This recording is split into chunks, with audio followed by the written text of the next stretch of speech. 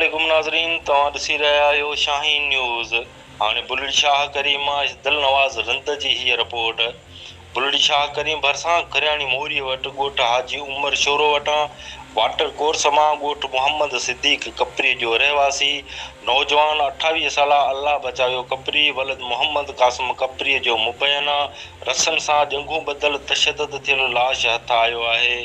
वारसनि पारां क़त्ल जो शक ज़ाहिर, जॾहिं त इतला ते ॻोठाणा वॾे तइदाद में पहुची विया आहिनि। SHO बलड़ी अफ्तार ख़ानज़ादा DSP बलड़ी सैयद मुजाहिद शाह पुलिस नफ़रे सां वाक़े वारे हंधि पहुता ऐं जाइज़ो वरितो।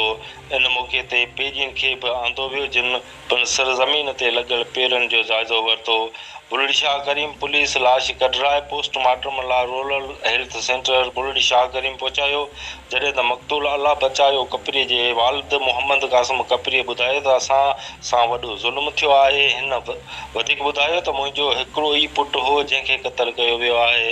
असांजी कंहिंसां बि दुश्मनी न आहे। हिन आला अख़्तियारनि खां इंसाफ़ जो मुतालबो कयो आहे। होॾां मक़तूल अल्लाह बचायो क़परी जो लाश घर पहुचण ते कोहराम मची वियो ऐं अहिड़े वाक़े खां पोइ पूरे इलाइक़े में सोग वारो माहौल छाइल आहे।